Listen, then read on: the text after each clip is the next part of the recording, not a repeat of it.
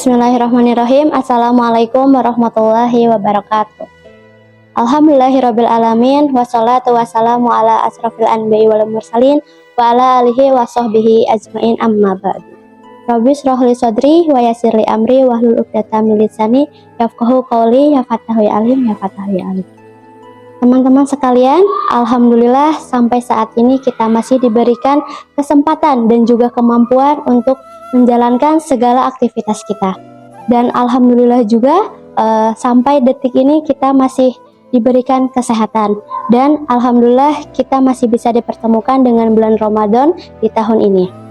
Nah teman-teman, ternyata doa itu begitu penting bagi kita semua. Khususnya untuk kita umat muslim, setiap aktivitas kita awali dengan membaca doa. Seperti halnya kita akan masuk kamar mandi, keluar kamar mandi, memasuki rumah, keluar rumah, mau makan, tidur, bahkan kita ketika bercermin pun kita berdoa dulu. Kenapa sih kita harus selalu berdoa?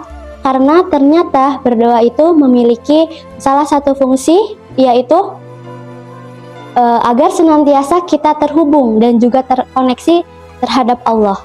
Ketika kita terhubung dan terkoneksi terhadap Allah, maka kita akan mendapatkan feedback dari Allah, yaitu perhatian dari Allah. Sama halnya ketika kita lebih dekat dengan ibu, maka kita akan lebih diperhatikan oleh ibu kita. Atau kita lebih dekat dengan ayah kita, maka kita akan lebih diperhatikan oleh ayah kita. Begitu pula dengan Allah. Ketika kita terhubung, kita terkoneksi terhadap Allah, maka kita juga akan mendapatkan perhatian dari Allah di setiap aktivitas kita. Nah, teman-teman, Allah juga mengatakan di dalam surat Al-Ghafir ayat 60 bahwa berdoalah kepadaku, niscaya akan aku perkenankan semua keinginanmu, dan apabila menyombongkan diri dengan tidak mau beribadah kepadaku, maka akan masuk neraka jahanam dengan cara yang hina dina. Ayat tersebut menegaskan bahwa Allah itu meminta kita agar selalu berdoa dan beribadah kepada Allah. Apabila kita tidak mau beribadah atau tidak mau minta kepada Allah, maka itu kita termasuk ke dalam orang yang sombong, maka kita akan masuk ke dalam neraka jahanam.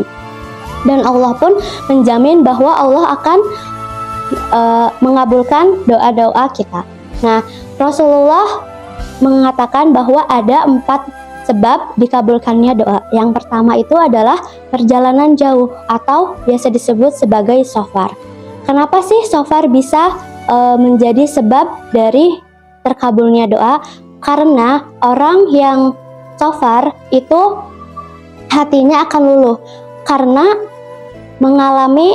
ketika melakukan perjalanan jauh itu akan mengalami beberapa kesulitan. Nah, jadi semakin panjang, semakin lama shofarnya, maka semakin dekat dengan pengabulan doa. Kenapa? Tadi seperti itu ya, sudah disebutkan bahwa ketika orang yang shofar itu hatinya akan luluh karena mereka mengalami beberapa kesulitan. Nah, hati yang luluh inilah yang akan menjadi sebab terkabulnya doa. Nah, Rasulullah pun bersabda bahwa ada 3 doa yang akan terkabulkan tanpa ada keraguan lagi, yaitu yang pertama adalah doanya orang-orang yang terzalimi, yang kedua adalah doa-doanya orang yang sedang melakukan perjalanan jauh, dan juga yang ketiga adalah doanya orang tua untuk anaknya. Nah, sebab yang kedua adalah dengan bersikap tawadu. Dengan bersikap tawadu itu berarti kita merendahkan hati kita, merendahkan diri kita di hadapan Allah. Jadi ketika kita berdoa, kita memohon kepada Allah, tidak boleh dengan menyombongkan diri. Jadi kita harus senantiasa merendah di hadapan Allah. Merendahlah di hadapan Allah agar doa kita bisa cepat terkabul. Dan yang ketiga itu adalah dengan mengangkat kedua tangan. Dengan mengangkat kedua tangan kita ke langit ya, mengarah ke langit, itu menjadi salah satu adab dalam berdoa. Dan yang keempat adalah memohon kepada Allah, atau kita bisa merayu kepada Allah. Memohon atau merayu kepada Allah ini maksudnya adalah dengan penyebutan rububiyahnya. Biasanya dengan diawali dengan kata ya Rob. Nah, inilah kenapa di Al-Quran banyak sekali doa-doa yang diawali dengan ya Rob. Berarti itu kita sedang memohon atau merayu Allah agar doa kita dapat dikabulkan oleh Allah. Nah, di dalam bulan Ramadan ini ada beberapa waktu yang bisa dikatakan waktu-waktu yang dapat menjadi lebih cepat diijabah doanya. Yang pertama itu adalah ketika sahur. Jadi setelah sahur diusahakan kita tidak tidur lagi. Sambil menunggu subuh sebaiknya kita perbanyak doa dan juga zikir kepada Allah. Yang kedua adalah pada saat berbuka puasa. Nah, pada saat berbuka puasa itu ketika kita sudah azan, lalu kita minum seteguk air putih. Nah, jangan langsung makan, tetapi kita usahakan ya untuk berdoa terlebih dahulu. Kita meminta hajat kita dulu kepada Allah.